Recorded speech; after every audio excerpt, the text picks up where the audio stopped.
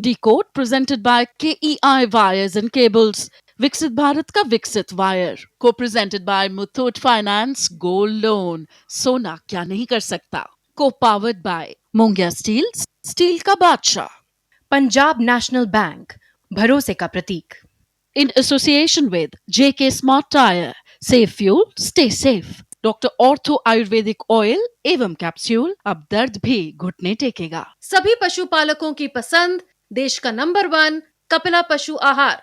सूर्या है तो भरोसा है। Prakash Surya steel tubes and pipes.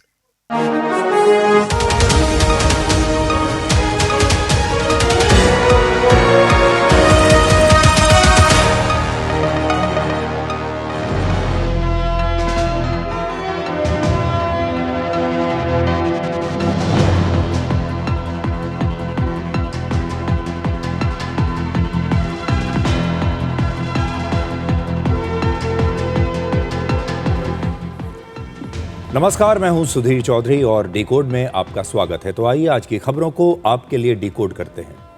आज हम सबसे पहले आपको कॉकरोच आंदोलन में घायल हुए पुलिस वालों के परिवारों का दर्द दिखाएंगे, उनकी कहानी भी आप तक पहुंचाएंगे। दिल्ली पुलिस के एक सब इंस्पेक्टर की बेटी का कहना है कि भीड़ ने उनके पिता को इस तरह से जख्मी किया कि उनकी पूरी वर्दी खून से लाल हो गई। इन परिवारों का कहना है कि अगर इस आंदोलन में सभी छात्र ही थे तो पुलिस वालों पर हमला करने वाले आखिर कौन थे।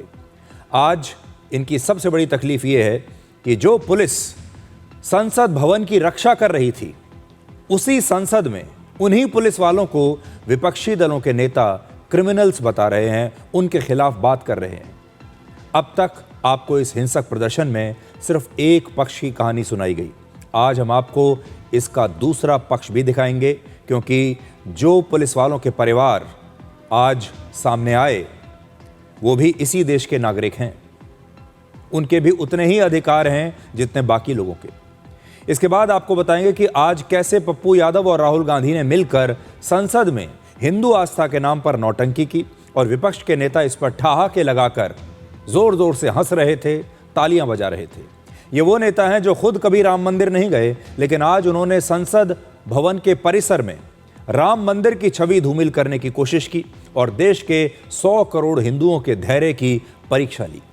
और आखिर में आपको स्पेन से आई घुसपैठ की खतरनाक तस्वीरें दिखाएंगे। वहां सिर्फ एक ही दिन में वहां के पड़ोसी देश मोरक्को से 60,000 मुस्लिम घुसपैठिए पहुंच गए और स्पेन की पुलिस और सेना मिलकर भी इतने लोगों को रोक नहीं पाए।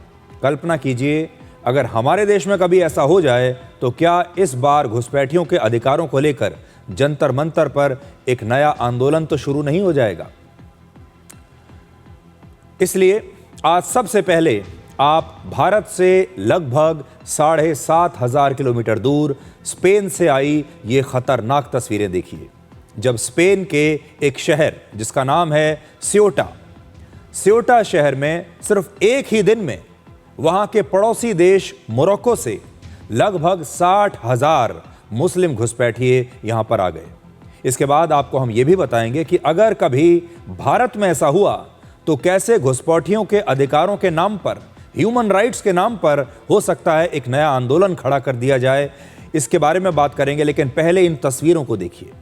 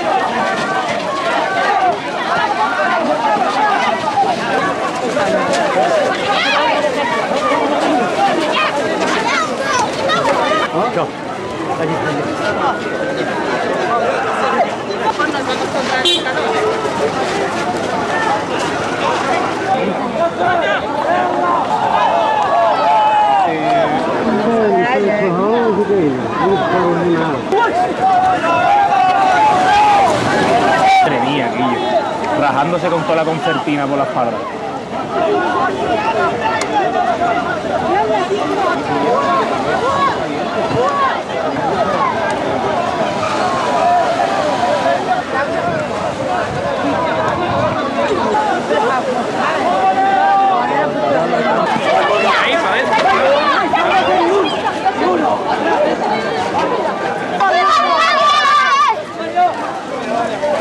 ¡Viva España! Adiós, adiós Marruecos. ¡Viva España!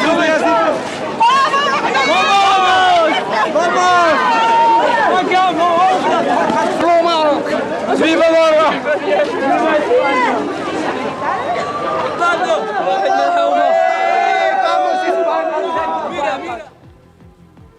ये बड़ी खतरनाक तस्वीरें हैं।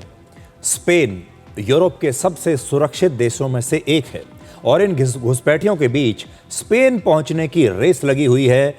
ये सभी लोग किसी भी कीमत पर स्पेन में जाना चाहते हैं, स्पेन में रहना चाहते हैं और सिर्फ 30 जुलाई को ही यानी एक दिन के अंदर ही लगभग 60,000 घुसपैठिए स्पेन के सियोटा शहर में पहुंच गए, जबकि इस शहर की जनसंख्या सिर्फ 83,000 है। फिर से सुन लीजिए, 83,000 की जनसंख्या वाला एक छोटा सा शहर सियोटा, और वहां पर एक ही दिन में 60,000 घुसपैठिए घुस आए। यानी लगभग आप कहें तो पूरे शहर की आबादी के बराबर घुसपैठिए आ गए। कुछ घुसपैठिए समुद्र के रास्ते से आए, तैरते हुए पानी से वो यहां तक पहुंच गए। कुछ लोगों ने बॉर्डर पर लगा हुआ दरवाजा जो था उसे जबरदस्ती खुलवा लिया, और कुछ लोग बॉर्डर पर लगे कंटीले तारों की फेंसिंग को कूदकर स्पेन की सीमा में दाखिल हो गए। और इस अफरा तफरी में, इस भगदड़ में 34 लोगों की मौत भी हो गई, लेकिन स्पेन की पुलिस और सेना इन्हें रोक नहीं पाई। इनमें से कई लोग ऐसे भी हैं जो आते आते यहां डूब गए, कई लोग ऐसे हैं जो इस भागदौड़ में जो भगदड़ मच रही थी उसमें मारे गए, तो 34 लोग मारे भी गए हैं। अब देखिए पूरा माजरा क्या है, ये लोग यहां कैसे पहुंचे। तो एक मानचित्र पर आप देखिए, स्पेन यूरोप में है जैसा कि आप सब जानते हैं, जबकि मोरक्को अफ्रीका महाद्वीप का देश है, और इन दोनों के बीच में स्ट्रेट ऑफ जिब्राल्टर है। लेकिन दिलचस्प बात यह है कि सियोटा यूरोप का नहीं बल्कि अफ्रीका का हिस्सा है, लेकिन इसके बावजूद इस शहर को स्पेन का ही एक हिस्सा माना जाता है। तो आप ये पहले नक्शे पर देख लीजिए, सियोटा शहर जो है वो मोरक्को और स्पेन के बिल्कुल ठीक बीच में है। ये सारे घुसपैठिए मोरक्को से जा रहे हैं स्ट्रेट ऑफ जिब्राल्टर के जरिए, और फिर ये सियोटा शहर में दाखिल हो जाएंगे, जो कि स्पेन के नक्शे में आप देखेंगे तो बिल्कुल एक अलग थलग सबसे नीचे एक छोटा सा शहर है। अब ये जो शहर है वैसे तो अफ्रीका का हिस्सा माना जाता है, लेकिन स्पेन का हिस्सा भी है। यहां पर स्पेन की ही सरकार का शासन है, स्पेन की ही सेना और स्पेन की ही पुलिस यहां पर काम करती है। मोरक्को में बहुत गरीबी है, वहां के आर्थिक हालात बहुत अच्छे नहीं हैं, नौकरियां नहीं हैं, पैसा नहीं है, लोगों की हालत ठीक नहीं है। इसलिए मोरक्को के लोग अब लगातार स्पेन पहुंच रहे हैं। मोरक्को की 99% जनसंख्या इस्लाम को मानने वाली है, मतलब मुसलमान है, और इन घुसपैठियों में भी ज्यादातर मुस्लिम घुसपैठिए हैं। लेकिन ये घुसपैठिए किसी मुस्लिम देश की बजाय स्पेन जाना चाहते हैं। ये चाहते तो किसी मुस्लिम देश में भी जा सकते थे, लेकिन कोई भी मुस्लिम देश इन्हें लेगा नहीं, इसलिए ये स्पेन जाना चाहते हैं और स्पेन में जबरदस्ती ये घुस आए। मोरक्को में 99% लोग मुसलमान हैं, और ये जो मुसलमान आए हैं लगभग 60,000 एक ही दिन में, ये एक क्रिश्चियन देश में रहना चाहते हैं, इन्हें कोई दिक्कत नहीं है। घुसपैठियों को रोकने के लिए स्पेन ने अपनी सेना भी तैनात की, लेकिन स्पेन की सेना बहुत छोटी है। वहां की सेना सिर्फ 1,21,000 सैनिक वाली एक सेना है। देखिए कितनी छोटी उनकी सेना है, सिर्फ 1,21,000 सैनिक हैं स्पेन की सेना में। अब सोचिए लगभग 1.25 लाख सैनिक हैं, और एक ही दिन में अगर 60,000 लोग घुस आए, मतलब उनकी आधी सेना के बराबर एक ही दिन में लोग घुस आए, तो सेना भी क्या करेगी। और जब एक साथ इतने हजार घुसपैठिए अलग अलग जगहों से सीमा में दाखिल हो गए तो स्पेन की सेना भी इन्हें रोक नहीं पाई। स्पेन की पूरे देश की ही कुल जनसंख्या लगभग 5 करोड़ है और स्पेन सहित यूरोप के कई देशों के चुनाव में घुसपैठ एक बहुत बड़ा मुद्दा इससे पहले भी बन चुका है। यूरोप का एक बहुत बड़ा मुद्दा है ये घुसपैठ। बहुत सारे लोग इन्हें शरणार्थी कहने लगते हैं बाद में।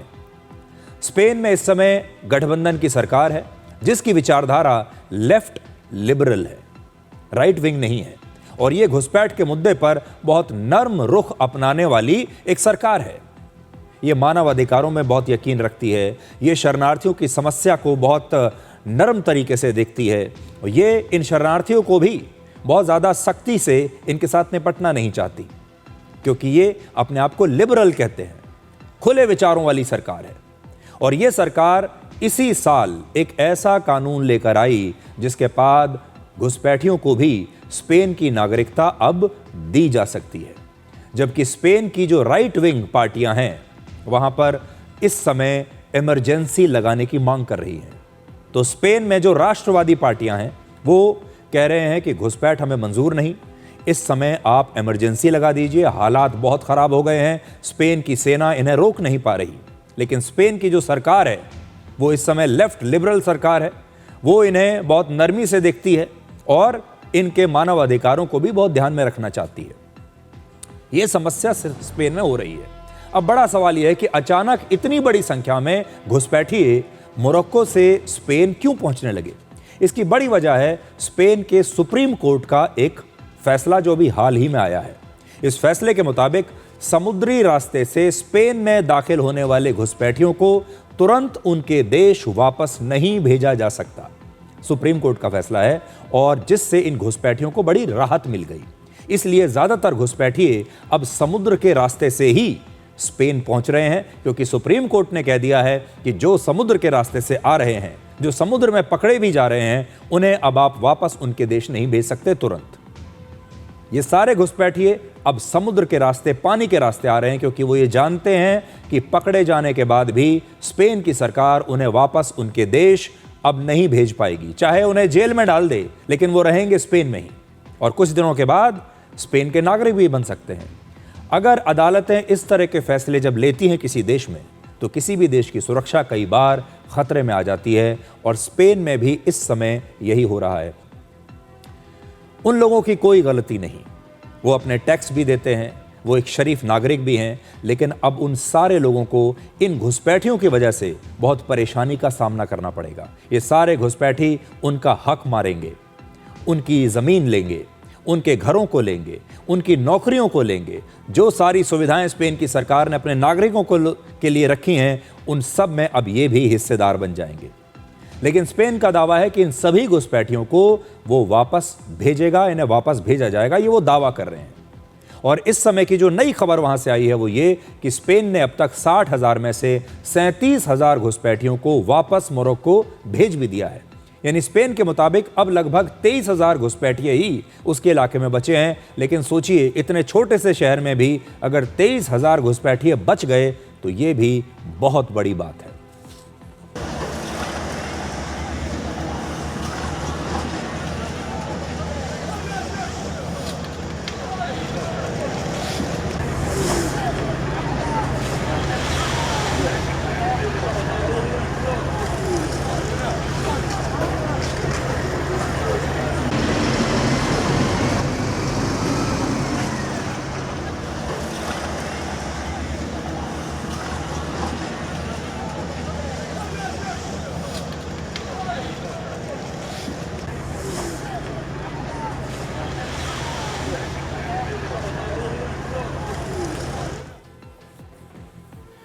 वर्ष 2025 में यानी पिछले साल स्पेन में लगभग 8.5 लाख घुसपैठिए थे। ये सभी घुसपैठिए बेहतर नौकरी, बेहतर भविष्य और आरामदायक जीवन के लिए यूरोपियन यूनियन का हिस्सा बनना चाहते हैं। वो ऐसे देश में रहना चाहते हैं जो EU का हिस्सा हो ताकि उनकी ज़िंदगी बेहतर बन जाए। तो इन सब को जो चाहत है वो है यूरोपियन यूनियन में रहने की। इससे पहले वर्ष 2021 में भी स्पेन में इसी तरह मोरक्को से 8,000 घुसपैठिए आ गए थे। हालांकि तब स्पेन ने ज़्यादातर घुसपैठियों को वापस भेज दिया था। अब इन घुसपैठियों ने स्पेन पहुंचने के बाद क्या किया, जब आप ये देखेंगे तो दंग रह जाएंगे। स्पेन में दाखिल होते ही इन्होंने कई जगहों पर बसों और गाड़ियों में आग लगा दी, हिंसा की। कुछ समय के लिए वहां पर दंगे फसाद जैसे हालात पैदा हो गए। यानी ये कहने के लिए तो शरणार्थी हैं, ये अपने आप को शरणार्थी कहते हैं कि हमें शरण दे दीजिए, हमें जगह दे दीजिए, लेकिन असल में ये शरणार्थी के चोले में अपराधी हैं। और कोई अपराधी ही इस तरह की हिंसा सड़कों पर कर सकता है। तो देखिए, जैसे ही घुसे स्पेन में, इन्होंने क्या किया।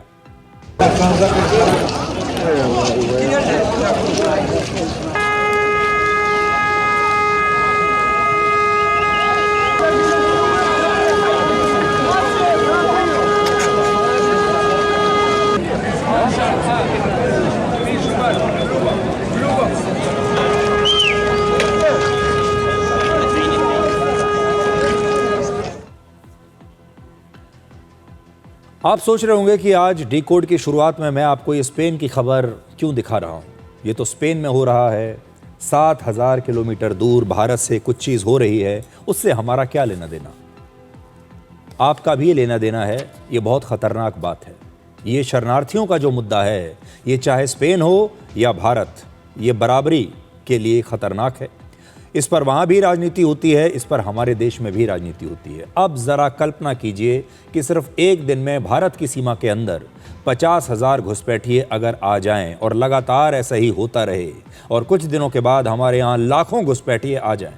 हमारे यहाँ भी बांग्लादेश से, श्रीलंका से, नेपाल से और पाकिस्तान से आतंकवादी इसी तरह अगर आने लगें तो फिर क्या होगा। आपने कभी सोचा है, अगर भारत में भी कभी हज़ारों लोग इसी तरह घुसपैठ करने लगेंगे तो क्या होगा। हो सकता है इन घुसपैठियों के अधिकारों को लेकर जंतर मंतर पर एक नया आंदोलन शुरू हो जाए। हो सकता है कि इस देश के बड़े बड़े वकील सुप्रीम कोर्ट चले जाएं और इन घुसपैठियों के अधिकारों की बात करें। यह भी हो सकता है कि अभिजीत दीपके जैसा ही कोई नेता एक नई पार्टी के साथ बाजार में लॉन्च हो जाए, सोशल मीडिया पर यह मुद्दा ट्रेंड करने लगे, इनके समर्थन में रील्स और वीडियोस की बाढ़ आ जाए और विपक्षी नेता, हमारे देश का लिबरल गैंग, मानवाधिकार अलग अलग संगठन और देश के बड़े बड़े यूट्यूबर, पत्रकार इन घुसपैठियों को बचाने की मुहिम में जुट जाएं और इसे भी धर्म का एंगल दे दिया जाए। इसमें भी हिंदू मुसलमान की राजनीति को ढूंढ लिया जाए और कहा जाए कि हमारे देश में देखिए कैसे अल्पसंख्यक लोगों का दमन हो रहा है। और अगर भारत के सुरक्षा बल घुसपैठियों पर कोई कार्रवाई करें तो घुसपैठियों के मानव अधिकारों को लेकर हमारे देश में बड़े आराम से सुप्रीम कोर्ट में याचिकाएं दायर की जा सकती हैं। देश के बड़े बड़े वकील इन घुसपैठियों का केस लड़ने के लिए तैयार बैठे रहते हैं। इस दौरान प्रधानमंत्री के खिलाफ अश्लील और अभद्र नारे भी लगने शुरू हो सकते हैं, ठीक उसी तरह जैसे कॉकरोच आंदोलन के दौरान पूरे देश ने देखा। वैसे लोकतांत्रिक देश में रहने का सबसे बड़ा फायदा यही है कि यहाँ लोगों को हर तरह की आज़ादी है। आप हमारे देश में देखिए, आज आप हमारे देश में प्रधानमंत्री के लिए भी अपशब्द कह सकते हैं, वीडियोस बनाकर डाल सकते हैं, ट्रेंड हो सकते हैं, आपके फॉलोअर्स बढ़ जाएंगे। भारत की सेना का बार बार अपमान कर सकते हैं, खुलकर भारत विरोधी बातें कर सकते हैं और ये सब करके खुद को बुद्धिजीवी और मानव अधिकारों का सबसे बड़ा रक्षक बता सकते हैं और अपने आप को लिबरल और सेकुलर भी बता सकते हैं। तो ये जो खबर आज मैंने आपको बताई है, ये इसलिए बहुत ख़तरनाक है कि ये सब कुछ होता है शरण लेने के नाम पर, शरणार्थियों के नाम पर, और धीरे धीरे ये कैसे आपके देश में कब्ज़ा कर लेते हैं, ये सोचने की बात है। ये सारे लोग EU के सिटीज़न बनना चाहते हैं। ये जानते हैं कि यूरोपियन यूनियन में जो देश हैं उनकी बड़ी लिबरल सोच है, वो बड़े खुले सोच वाले लोग हैं, वो शरणार्थियों का स्वागत करते हैं, वो ह्यूमन राइट्स की बात करते हैं, वो बड़े सेकुलर हैं, वो सभी धर्म के लोगों को अपने यहाँ अपना लेते हैं। और बाद में क्या होता है ये आज मैं आपको दिखाने की कोशिश कर रहा हूँ। अब आते हैं अपने देश पर। आपने अब तक कॉकरोच आंदोलन के जेन ज़ी प्रदर्शनकारियों की अभद्र और अश्लील भाषा सुनी होगी, लेकिन आज हम आपको दूसरे जेन ज़ी की आवाज़ सुनाना चाहते हैं, उनकी कहानी सुनाना चाहते हैं। ये उन घायल पुलिस वालों के बेटे, बेटियां और परिवार के लोग हैं जो 20 जुलाई को प्रदर्शनकारियों की पत्थरबाजी में इसी जंतर मंतर के आसपास के इलाकों में घायल हो गए थे। आज हम उनकी कुछ कहानियां आप तक पहुंचाना चाहते हैं। दिल्ली पुलिस के एक सब इंस्पेक्टर की बेटी का कहना है कि उसके पिता जंतर मंतर के पास ड्यूटी पर उस दिन तैनात थे 20 जुलाई को, और हिंसक भीड़ ने उसके पिता को इतना ज्यादा जख्मी किया कि उसकी पूरी वर्दी खून से लाल हो गई। भीड़ ने उसके पिता की बुरी तरह से पिटाई की, जिसके बाद वो अस्पताल में 4 घंटे तक ये पुलिस अफसर बेहोश रहा। आज उस पुलिस अफसर की बेटी पूरे देश से कुछ कहना चाहती है। आज इसकी भी बात सुन लीजिए। आपने दूसरों की बातें तो बहुत सुनी, आपने दीपके की बात सुनी, आपने बाकी कॉकरोच नेताओं की बातें सुनी। आज थोड़ा सा समय निकालिए और इनकी बात भी सुनिए। My father is SI in Delhi police. मेरे पापा पुलिस में आने से पहले मेरे फादर इंडियन नेवी में मैरीन कमांडो थे। उन्होंने इंडियन नेवी को अपने 15 साल दिए हैं। My father was at main protest site. He was at the front line near the barricades, जहाँ पर बहुत सारा क्राउड था। मेरे पापा जब भी रात में घर आते थे तो वो बोलते थे कि अब ये स्टूडेंट प्रोटेस्ट नहीं लग रहा है, इसमें बहुत सारे एंटी सोशल एलिमेंट्स जुड़ चुके हैं। उसके अगले दिन ही 25 तारीख को my father was pulled bye a crowdy mob and he was almost lynched near the stage of Jantar Mantar. This happened on 25th and around 2 PM he was unconscious at the RML hospital for about 4 hours. रात को 10 बजे के करीब पापा के colleagues उन्हें घर लेके आए और उनकी यूनिफॉर्म पूरी खून से लाल थी। उन्हें ऐसे देख के हमारे लिए बहुत पेनफुल था। हमने जब उनसे पूछा कि पापा ये कैसे हुआ, तो उन्होंने बताया कि बेटा कोई बात नहीं, ड्यूटी के टाइम पर छोटी मोटी चोटें लगती रहती हैं, पर मतलब उनके सर पे 4 टाँके आए हुए थे जो कि छोटी मोटी चोट नहीं थी। वो रात हमारे लिए बहुत मुश्किल थी। आपने गाली गलौच वाले वीडियोस तो बहुत सुने, आपने अश्लील भाषा वाले बहुत सारी लड़कियों के वीडियो सुने। आज मैं सिर्फ लड़कियों की ही बात करता हूं। इस प्रदर्शन में शामिल न जाने कितनी लड़कियों ने अश्लील भाषा में गंदी गंदी गालियां देकर वीडियोस बनाए। वो वीडियो वायरल हो गए, जनता ने उन वीडियोस को देखा। आज इस सभ्य लड़की जो अच्छे परिवार से आती है, जिसने अच्छी शालीन भाषा में अपनी बात कहने की कोशिश की है, क्या इसका वीडियो भी वायरल होगा? क्या आप इस लड़की की भी बात सुनेंगे या सिर्फ उन्हीं की बात सुनेंगे जो गालियां देती हैं, जो अश्लील भाषा में बात करती हैं, जो अपने से बड़ों का अपमान करती हैं, जो अपने घर में जो उनके बुजुर्ग हैं उनका अपमान करती हैं, उन्हें गालियां देती हैं? उनकी बात सुनी आपने। आज ये लड़की अपने पिता के लिए यहां पर आई है। उल्टी बात है बिल्कुल। ये अपने पिता का सम्मान करती है, अपने पिता का समर्थन करती है। इसके पिता ने जो कुछ किया उस पर इसे गर्व है, और आज अपने पिता के लिए, उसकी बात रखने के लिए, अपने पिता की कहानी आपको बताने के लिए ये लड़की सभ्य भाषा में, बिना किसी का अपमान किए, बिना कोई अश्लील भाषा का इस्तेमाल किए आपसे कुछ कहना चाहती है। इसका वीडियो वायरल नहीं करेंगे आप? क्या इसकी बात वैसे ही नहीं सुनी जाएगी जैसे उन गालीबाजों की बात सुनी जा रही थी? इसलिए आप सोचिए, आपने इस लड़की की बात तो सुनी, इस लड़की को वायरल कर दिया। इस लड़की के बचाव में आज हमारे देश के बड़े बड़े नेता आ गए हैं। बड़े बड़े कॉकरोच पार्टी के नेता इस लड़की का बचाव कर रहे हैं कि ये जो गालियां दे रही है, जो अश्लीलता फैला रही है, वो सब सही है। अब दूसरी लड़की देखिए, अब ये लड़की की बात जरा सुनिए, इसकी कहानी भी सुन लीजिए। ये घायल सब इंस्पेक्टर जो इनके पिता हैं, दिल्ली पुलिस में नौकरी करने से पहले भारत की नौसेना में 15 वर्षों तक एक मरीन कमांडो थे। एक सैनिक जिसने 15 साल तक भारत की नौसेना में अपनी सेवाएं दी। उस सैनिक के साथ हमारे देश के इन लोगों ने यह सलूक किया। उस सैनिक के परिवार के साथ क्या सलूक किया वो आप देखिए कि आज उसके परिवार को बाहर आकर आंसुओं के साथ अपनी कहानी सुनानी पड़ी। लेकिन बाद में सोशल मीडिया पर इन्हीं घायल पुलिस वालों को एक विलेन बनाने की कोशिश हुई। इस बेटी का सबसे बड़ा दुख यह है कि जिस संसद भवन की सुरक्षा करते हुए इसके पिता घायल हुए, उसी संसद में इसी देश के विपक्ष के नेता पुलिस वालों को अपराधी कह रहे हैं।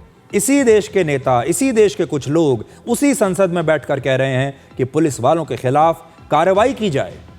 इस देश के गृह मंत्री का इस्तीफा होना चाहिए क्योंकि पुलिस ने उस दिन कार्रवाई की, संसद भवन को लूटने से बचा लिया। देखिए। मैंने सोशल मीडिया खोल के देखा तो सोशल मीडिया पे मेरे ही पापा को क्रिमिनल बता रहे थे। जिस पार्लियामेंट में पॉलिटिशियंस पुलिस वालों को क्रिमिनल बोल रहे हैं, उसी पार्लियामेंट को प्रोटेक्ट करने के लिए मेरे पापा ने इतनी सारी सीरियस इंजरीज ली हैं। और मुझे यही बोलना था कि I am a proud daughter of a marine commando and a police officer, जिन्होंने स्टूडेंट प्रोटेस्ट के नाम पर इकट्ठा हुए क्रिमिनल्स की भीड़ के बीच में सिंसेरिटी से ड्यूटी निभाई है। उन्होंने लिंच होने के बाद भी अभी तक स्टूडेंट्स के बारे में कुछ भी बुरा या फिर नेगेटिव नहीं बोला है। उन्हें बस अपनी ड्यूटी परफॉर्म करते टाइम चोट लगी है। घायल सब इंस्पेक्टर की ये जो बेटी है, इसका नाम है कुंजन। वो इस समय दिल्ली यूनिवर्सिटी में पढ़ाई कर रही है। ये भी एक छात्रा है और ये तो असली वाली छात्रा है, यानी ये एक जेनजी है, ये एक छात्रा है। और आज इसे खुद आकर अपने घायल पिता की कहानी देश को इसलिए बतानी पड़ी क्योंकि कुछ लोग जेनजी आंदोलन के नाम पर पुलिस वालों को सबसे बड़ा विलेन बता रहे हैं। और ये जो जेनजी हैं, ये जो छात्र हैं, इनकी बात कोई नहीं सुन रहा। अब आप इस हमले में घायल दिल्ली पुलिस के एक एसीपी के बेटे की बात सुनिए। इस लड़के के पिता को 4 बार बहादुरी के लिए मेडल मिल चुके हैं, 4 बार।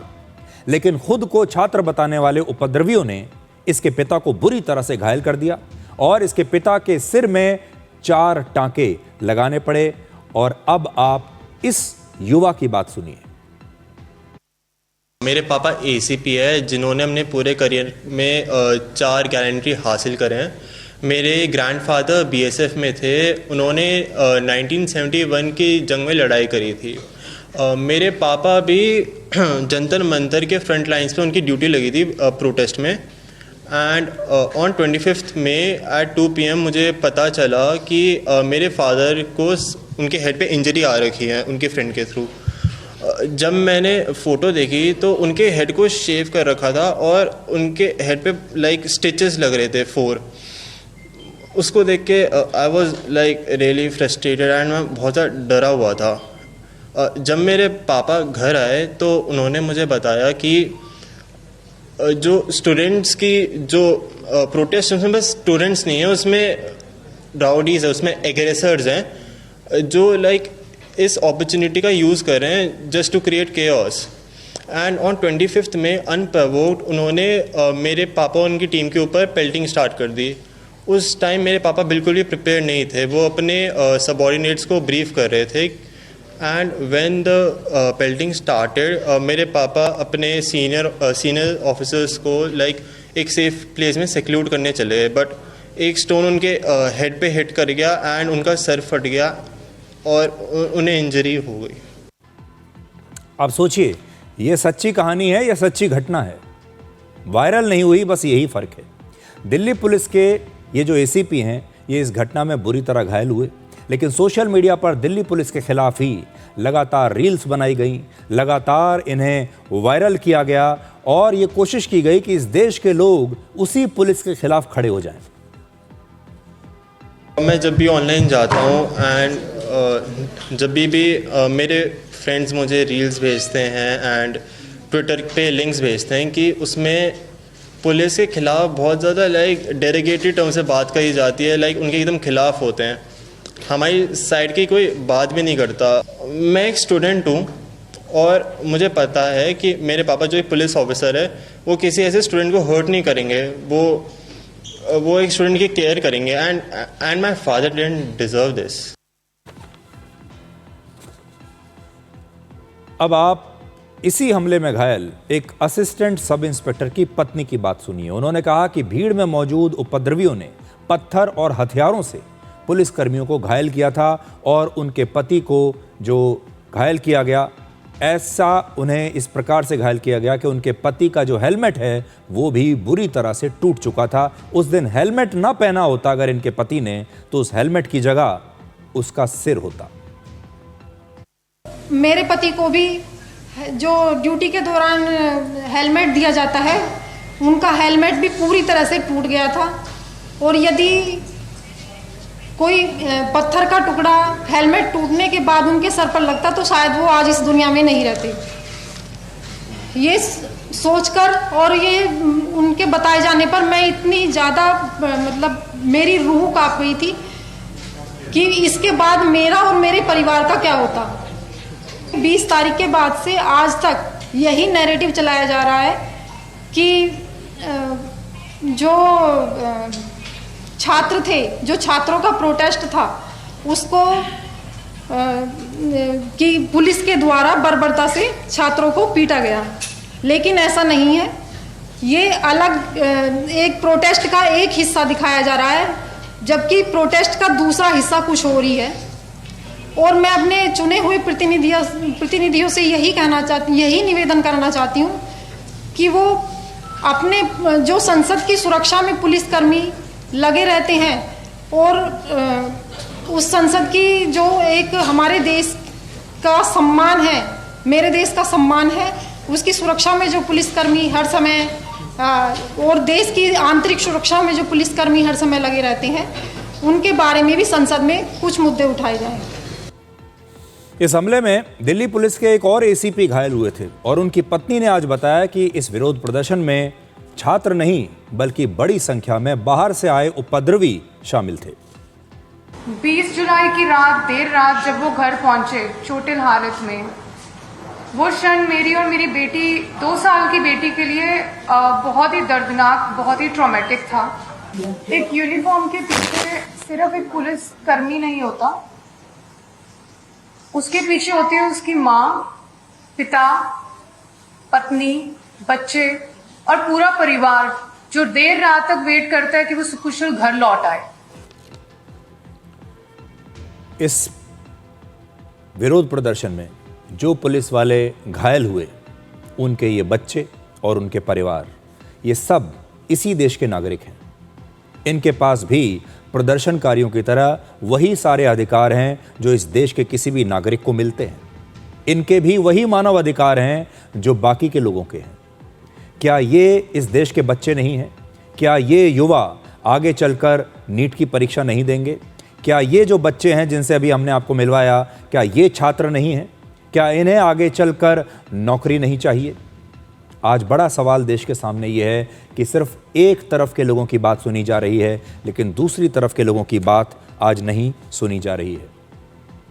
2001 में भारत के संसद भवन पर, भारत की संसद पर पाकिस्तान के आतंकवादियों ने हमला किया था। बहुत बड़ा हमला था। उस दिन मैं वहां पर मौजूद था।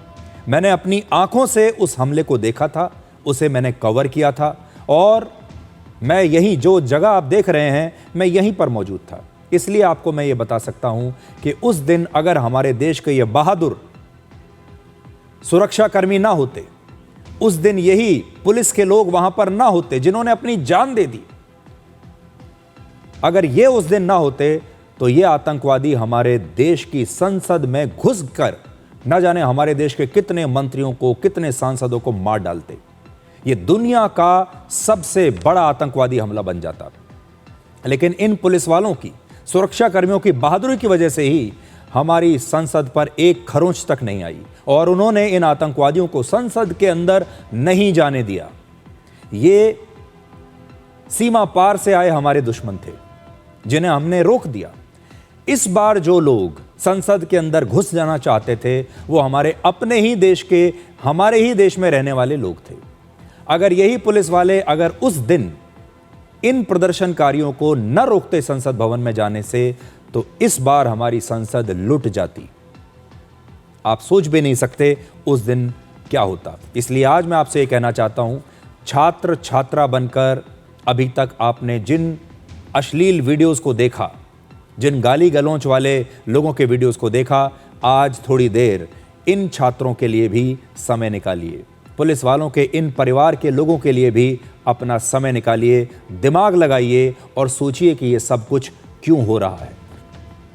अभी आपने इन घायल पुलिस वालों के परिवार का दर्द सुना, उनकी कहानियां सुनी, लेकिन कॉकरोच पार्टी चाहती है कि जिन उपद्रवियों ने इन पुलिस वालों को घायल किया है, उनके खिलाफ कोई एक्शन ना लिया जाए, ये उनकी एक बहुत बड़ी शर्त है। ऐसे उपद्रवियों को भी बचाने की कोशिश हमारे देश में हो रही है। तो कॉकरोच पार्टी के जो नेता हैं वो ये कहते हैं कि सारे छात्रों को छोड़ो, लेकिन जो अपराधी भी थे, जो आपराधिक पृष्ठभूमि के लोग थे, जिन्होंने पुलिस वालों पर हमला किया, उन्हें भी छोड़ दिया जाए। क्या कॉकरोच पार्टी के जो नेता हैं वो इस देश के नागरिक नहीं हैं? क्या ये पुलिस उनके परिवार की रक्षा नहीं करती? क्या ये पुलिस उनकी रक्षा नहीं करती? क्या इस देश के सुरक्षा कर्मी, इस देश की सेना इनकी रक्षा नहीं करती? क्या जब ऑपरेशन सिंदूर हुआ, हमारे देश की सेना डटकर पाकिस्तान से लड़ी आतंकवाद को खत्म करने के लिए, क्या उसके लाभार्थी ये नहीं हैं? ये भी हैं।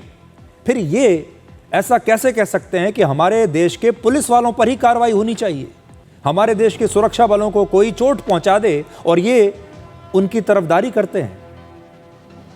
अभिजीत दीपके को असल में बिल्कुल उल्टी बात करनी चाहिए थी। उसे ये कहना चाहिए था कि छात्रों को छोड़ दो, लेकिन जो अपराधी हैं, जिन लोगों ने पुलिस वालों को घायल किया है, उनके खिलाफ सख्त से सख्त एक्शन होना चाहिए। तब ये देश अभिजीत दीपके के लिए ताली बजाता। तब इस देश को लगता कि वाकई भारत की राजनीति में एक ऐसा नेता आया है जो सही को सही कहता है, गलत को गलत कहता है। और मैं आपको बताता हूं, आज भी इस देश को एक ऐसे नेता की जरूरत थी जो सही को सही कहे, गलत को गलत कहे, हर चीज में राजनीति ना करे। पहले राष्ट्र हित को देखे, पहले भारत के हित को देखे, उसके बाद अपनी राजनीति करे। लेकिन अभिजीत दीपके ने यह बहुत बड़ा मौका गंवा दिया और इन्होंने जो फैसला लिया, इनके सलाहकारों ने जो कुछ करने के लिए कहा, इन्होंने अपनी बनी बनाई इज्जत मिट्टी में मिला दी। इनको पुलिस वालों का समर्थन करना चाहिए था।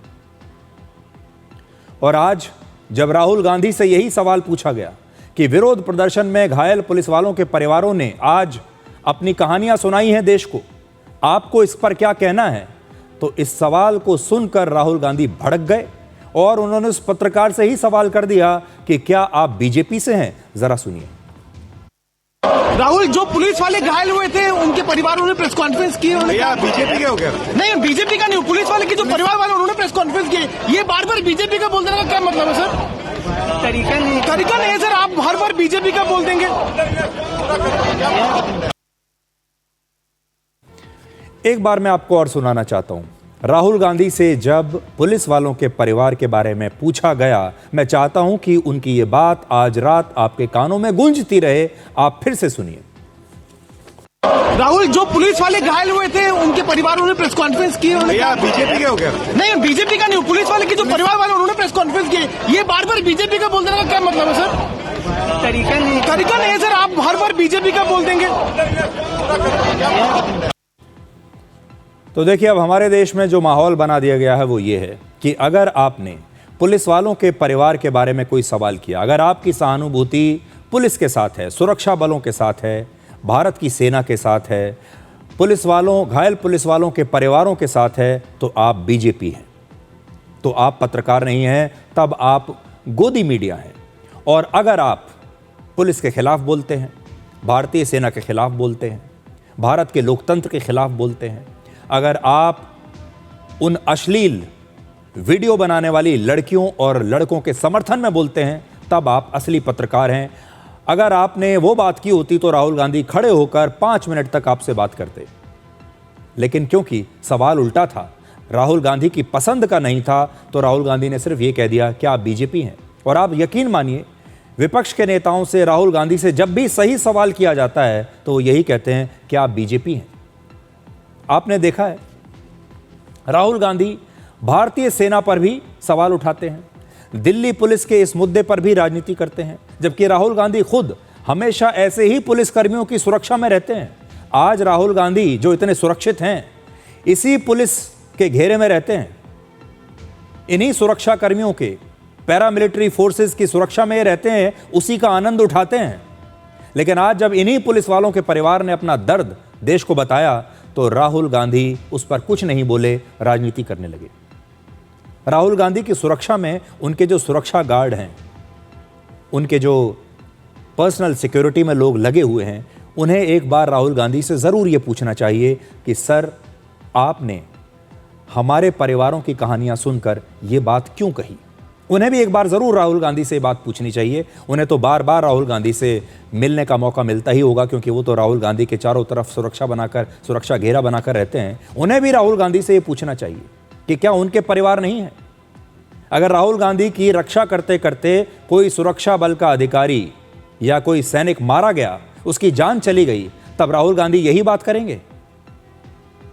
पुलिस, सुरक्षा बल और सेना के साथ ऐसा व्यवहार कभी मत कीजिए। उनका इतना अपमान मत कीजिए कि आगे चलकर हमारी अगली पीढ़ी के बच्चे सुरक्षा बलों में शामिल होना ही बंद कर दें। आप सोचिए, आज जो मैंने कहानी आपको बताई, अगर ये हाल हो रहा है हमारे देश के पुलिस वालों का, उनके परिवारों का, हमारे देश के सैनिकों के परिवारों के साथ ये बदसलूकी हो रही है, तो आगे आने वाली पीढ़ी में कौन सा ऐसा बच्चा, युवा होगा जो पुलिस में जाकर नौकरी करना चाहेगा, जो भारत की रक्षा करने के लिए हमारी सेना में शामिल होना चाहेगा?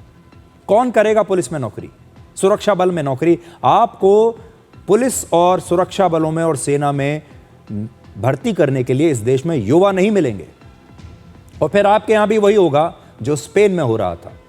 सोचिए, ये पुलिसकर्मी भीड़ को कंट्रोल करने के लिए अपनी जान खतरे में क्यों डालते हैं, क्यों अपने बच्चों का भविष्य खतरे में डाल देते हैं? ये आपके लिए भी आज सोचने की बात है। ये पुलिस वाले अपने बच्चों को अनाथ क्यों करना चाहेंगे?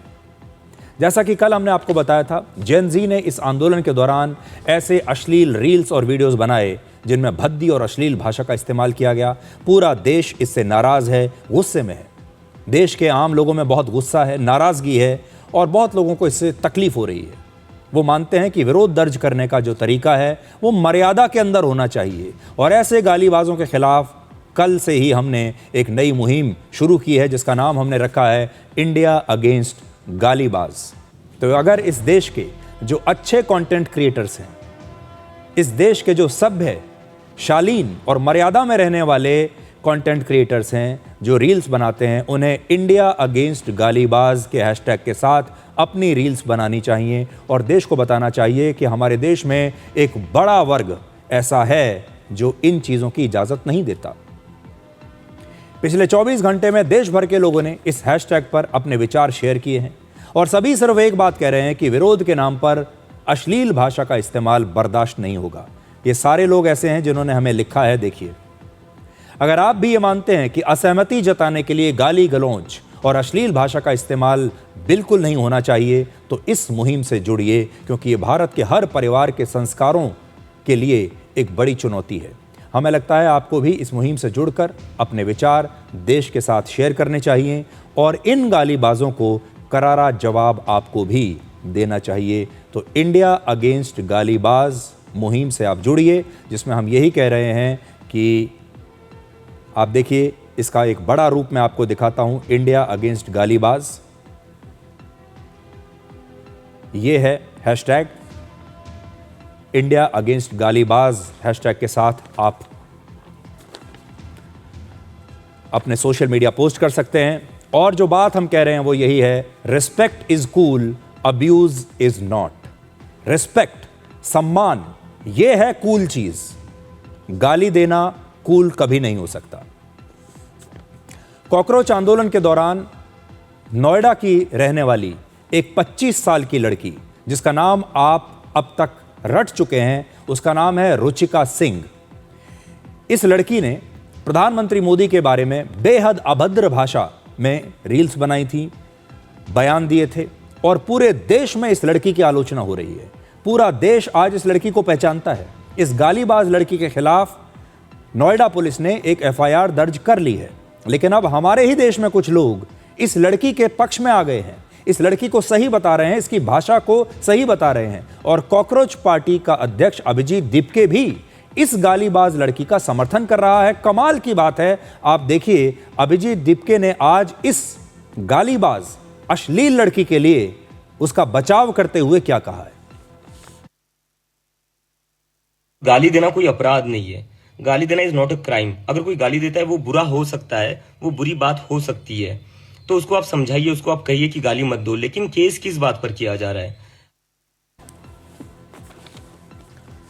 तो गालीबाज लोगों का नेता कैसा होना चाहिए?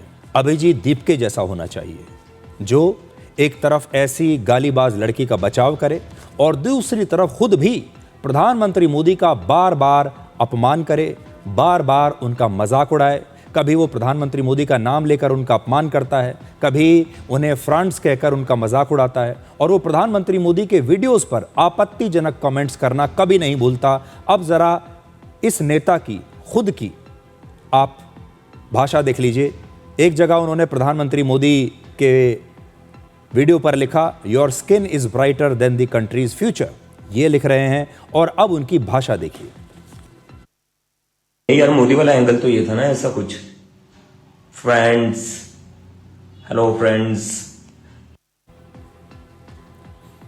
मुझे नहीं पता हमारे देश के लोगों को ऐसे नेता कूल लगते हैं, बोल्ड लगते हैं। क्या हमारे देश के लोग ऐसे नेता के फैन बनेंगे, या उन्हें इस नेता का ये अंदाज बिल्कुल अच्छा नहीं लगेगा, ये आपके ऊपर है। अब इस आंदोलन के बाद विपक्ष क्या कर रहा है देखिए। वो देश भर में जो लोग प्रधानमंत्री मोदी को गालियां दे रहे हैं, जो उनका अपमान कर रहे हैं, उनके लिए अश्लील भाषा का प्रयोग कर रहे हैं, जो लोग प्रधानमंत्री मोदी को लेकर इस प्रकार के अश्लील वीडियोस बना रहे हैं, हमारे देश के विपक्षी नेता उन्हें पुरस्कृत कर रहे हैं, उनका उत्साह बढ़ा रहे हैं और उन्हें प्रमोट कर रहे हैं। हमारे देश के जो विपक्षी नेता, उनका एक ही टेम्पलेट है कि आज जो भी प्रधानमंत्री मोदी के खिलाफ वीडियो बना रहा है, जो भी उनका अपमान कर रहा है, हमें उसे प्रमोट करना है, हमें उसके वीडियो को वायरल करना है, हमें उसे शाबाशी देनी है, और हमें यह कहना है कि बेटा और बनाओ, ज़्यादा से ज़्यादा बनाओ, क्योंकि आप लोग हमारा ही काम कर रहे हो। जो काम हम नहीं कर पाए वो आप कर रहे हो, और देश में जो बाकी लोग बचे हैं जो ऐसा नहीं कर रहे हैं, उन्हें भी हमारे देश के विपक्षी नेता भड़का रहे हैं कि आपने अभी तक ऐसा क्यों नहीं किया, आप करिए, और हम आपका समर्थन भी करेंगे, आपकी रक्षा भी करेंगे। अगर आपके खिलाफ कोई कानूनी कार्रवाई की गई तो हम उसका भी विरोध करेंगे। आप आगे बढ़िए, अश्लील वीडियोस बनाइए, हम आपको बचा लेंगे। विपक्षी नेताओं के मुताबिक प्रधानमंत्री को गाली देकर ये जो पीढ़ी है, ये अपने आप को बोल्ड, कूल और क्रांतिकारी साबित कर रही है। इसमें व्यूज हैं, ग्लैमर हैं, तालियां हैं, सोशल मीडिया पर नए नए फॉलोअर्स बनेंगे। विपक्ष चाहता है कि प्रधानमंत्री को गाली देना अब एक न्यू नॉर्मल बन जाए। देखिए, विपक्ष की जो सबसे बड़ी रणनीति है वो ये है कि जो ये अश्लील वीडियोस बने हैं, ये एक नया नॉर्मल हमारे देश में, ये भाषा हमारे देश में एक सामान्य भाषा बन जाए। ये जो भाषा इस्तेमाल की गई है, इसे सामाजिक तौर पर अब स्वीकार कर लिया जाए कि यही भारत की भाषा है। विपक्ष के नेता जो चाहते हैं वो ये कि ये जो अश्लील बातें हो रही हैं, ये भारत के जो परिवार हैं, अब वो इस भाषा को स्वीकार कर लें। भारत के हर परिवार में, आपके ड्राइंग रूम में, आपके बेडरूम में, जब भी आपके डाइनिंग टेबल पर आप इसी भाषा में बात करिए, और जब आपके घर के युवा और बच्चे गाली गलौज देकर आपके साथ बात करें तो आप उसे स्वीकार कर लीजिए, क्योंकि यही नया भारत है। दिस इज न्यू इंडिया, ये विपक्ष के नेता चाहते हैं। इसलिए इस बात को समझिए, उनकी रणनीति यही है कि इस प्रकार के वीडियोस को जो प्रधानमंत्री मोदी के खिलाफ बनाए जा रहे हैं, इसे नॉर्मलाइज कर दिया जाए, इसे प्रमोट किया जाए, इसे एनकरेज किया जाए, इन छात्रों को शाबाशी दी जाए, इन्हें पुरस्कार दिया जाए, तभी तो ये और ज़्यादा वीडियोस बनाएंगे। कॉकरोच आंदोलन के दौरान सोशल मीडिया पर प्रधानमंत्री मोदी के खिलाफ एक और दुष्प्रचार अभियान चलाया गया, जिसके बारे में अब पता चला है। इसे लेकर आज एक और बहुत बड़ी खबर आपके लिए यह है कि 23 और 24 जुलाई को जब यह आंदोलन अपने चरम पर था, उसी दौरान फेसबुक और इंस्टाग्राम पर प्रधानमंत्री मोदी के मॉफ्ड और आपत्तिजनक वीडियोस शेयर किए गए। ये उनके नकली वीडियोस थे जो एआई की मदद से बनाए गए थे, उनके फर्जी वीडियोस, और लोगों को लगा कि उनके असली वीडियो हैं, और इन वीडियोस के जरिए प्रधानमंत्री मोदी के बारे में लगातार अफवाहें फैलाई जा रही थी, उन्हें बदनाम करने की कोशिश हो रही थी ताकि इस देश के लोग उनके खिलाफ भड़क जाएं।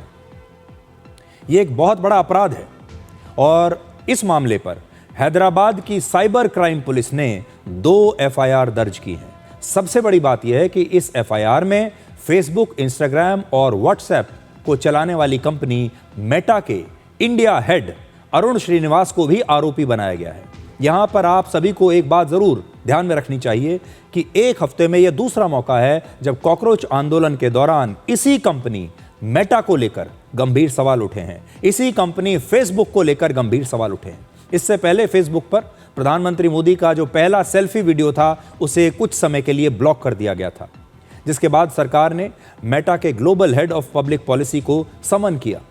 मेटा के खिलाफ नई एफआईआर में जो सबसे बड़ी बात कही गई है वो ये कि फेसबुक और इंस्टाग्राम पर प्रधानमंत्री मोदी के फर्जी वीडियोस और तस्वीरों की पहले भी शिकायत की गई थी, लेकिन इसके बाद भी मेटा ने इन वीडियोस को हटाया नहीं।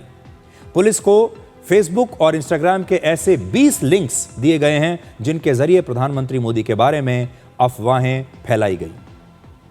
ये बात बहुत खतरनाक इसलिए है क्योंकि फेसबुक, इंस्टाग्राम और व्हाट्सएप एक ही कंपनी की हैं और इन्हें चलाने वाली कंपनी है मेटा।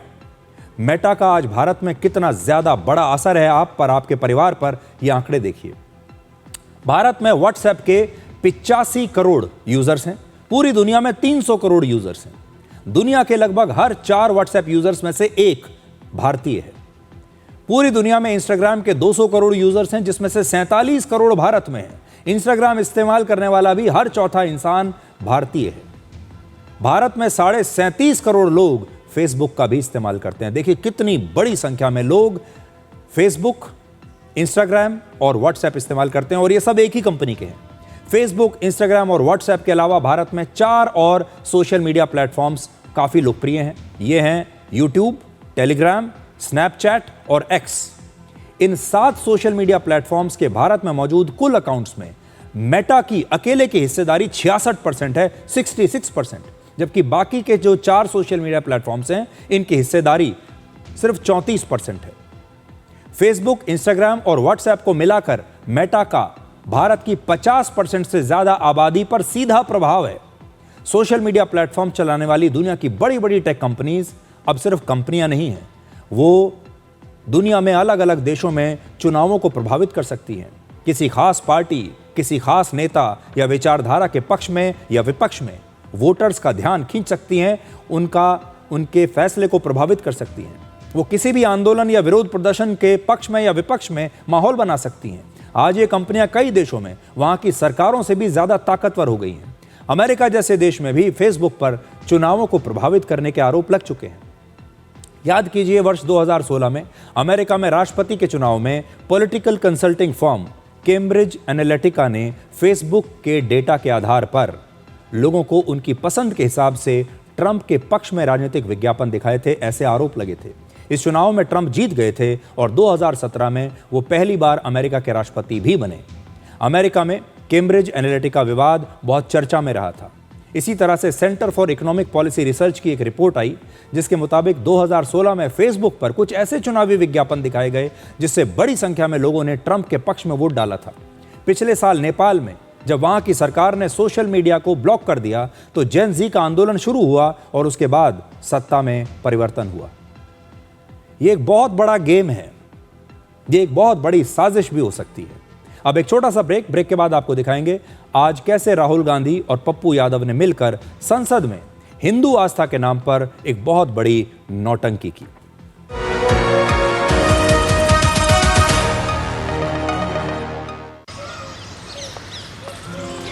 नंदिका, क्या हुआ? शॉर्ट सर्किट हो गया।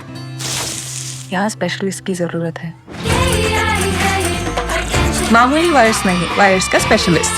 KEI wires and cables, her tension सहे चलती रहे। भारत की सबसे बड़ी gold loan NBFC Muthoot finance से गोल्ड लोन लीजिए और फिर देखिए सोना क्या नहीं कर सकता। कॉल कीजिए 1-800-313-1212। Keeping your money safe is important, but money was never meant to stop there. PNB Triumph brings savings, DMAT and trading together in one integrated account, helping your money move beyond saving and towards growth. Don't let your money get comfortable. Hindustan मिले हिंदुस्तान से। जय हो देश हो विदेश हो जेके हो। देश का टायर JK टायर।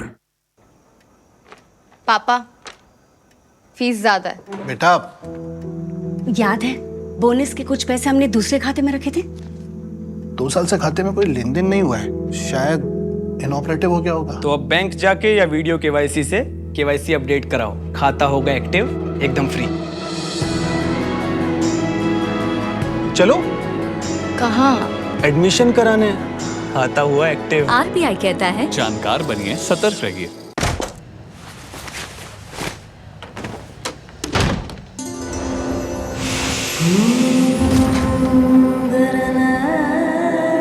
सौ प्रतिशत शुद्ध सैंडलवुड ऑयल से बना, असली गुणों से भरपूर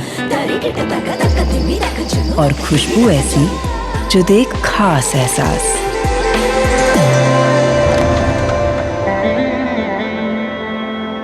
मैसूर सैंडल सोप, मेरा रॉयल ब्यूटी रिचुअल।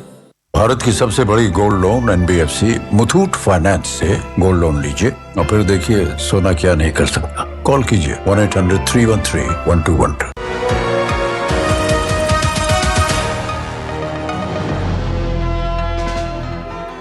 और अब आपको जल्दी से ये बताते हैं कि आज संसद भवन को राहुल गांधी और पप्पू यादव ने कैसे नौटंकी का एक मंच बना दिया और देश में हर हिंदू की भावना को ठेस पहुंचाई। भारत में जितने साधु संत हैं उनकी भावनाओं का अपमान किया गया और जितने भी हिंदू हैं 100 करोड़, उनके धैर्य का उन्होंने एक प्रकार से कह सकते हैं कि परीक्षा ली है। और ये सब कुछ हो रहा है राम मंदिर का अपमान करने के लिए। और देखिए, ये नौटंकी करके वोट कमाने की कोशिश हो रही है। लोकसभा में नेता प्रतिपक्ष होने के नाते राहुल गांधी को ऐसा करना बिल्कुल शोभा नहीं देता। वो मर्यादा तोड़ते हैं और 100 करोड़ हिंदुओं की आस्था का अपमान करते हैं। ये वही नेता हैं जो खुद कभी राम मंदिर नहीं गए, लेकिन आज वो राम मंदिर की छवि धूमिल करना चाहते हैं, हर साधु संत की छवि धूमिल करना चाहते हैं और लोगों को राम मंदिर के ही खिलाफ भड़काना चाहते हैं। ये जो आप देख रहे हैं, ये कोई सड़क नहीं है, फुटपाथ नहीं है, संसद का परिसर है, जहां पर राम मंदिर में जो चढ़ावा चोरी का मामला हुआ उसे लेकर कैसे पप्पू यादव एक साधु बनकर वहां पर बैठे हुए हैं और राहुल गांधी खुद गए हैं वहां पर चढ़ावा देने के लिए और फिर ये एक नौटंकी करते हैं जिसमें ये बताते हैं कि कैसे चढ़ावा चोरी हो रहा है। देखिए, और हाथ में प्रभु श्री राम की तस्वीर लेकर इस प्रकार की नौटंकी करना, मैं ये कहना चाहता हूं कि बहुत ही अशोभनीय है। ये राहुल गांधी जैसे नेताओं को, इन सांसदों को बिल्कुल शोभा नहीं देता और इससे देश का कोई हिंदू खुश नहीं होगा। एक बार फिर से इन्होंने अपना ही नुकसान किया है। एक और छोटा सा ब्रेक के बाद डिकोड जिंदगी में आपको दिखाएंगे आज का विचार।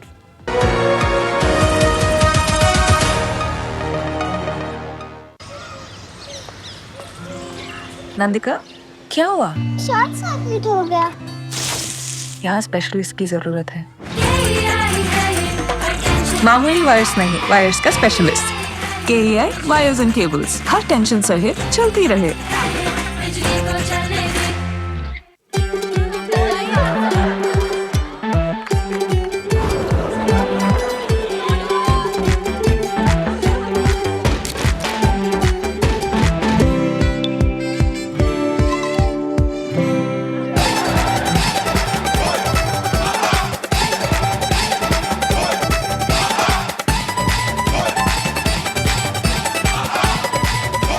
भारत करता है डिजिटल भुगतान, कहीं भी, कभी भी, कैसे भी। भारत की सबसे बड़ी gold loan NBFC Muthoot finance से गोल्ड लोन लीजिए और फिर देखिए सोना क्या नहीं कर सकता। कॉल कीजिए 1-800-313-1212।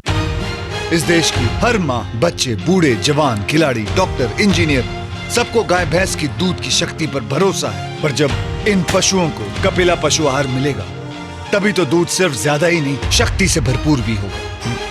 कपिला पशु आहार, देश का नंबर 1 पशु आहार। ये कड़े इम्तिहानों से नहीं डरता, इसे सालों का तजुर्बा है। इसलिए मैं भी सूर्या पाइप्स का फैन हूँ। देश की तरक्की के सच्चे साथी। सूर्या है तो भरोसा है। पापा, फीस ज्यादा है। बेटा, याद है बोनस के कुछ पैसे हमने दूसरे खाते में रखे थे? 2 साल से खाते में कोई लेन देन नहीं हुआ है, शायद इनऑपरेटिव हो गया होगा। तो अब बैंक जाके या वीडियो KYC से KYC अपडेट कराओ, खाता होगा एक्टिव, एकदम फ्री। चलो कहाँ? एडमिशन कराने। आता हुआ एक्टिव। RBI कहता है जानकार बनिए, सतर्क रहिए।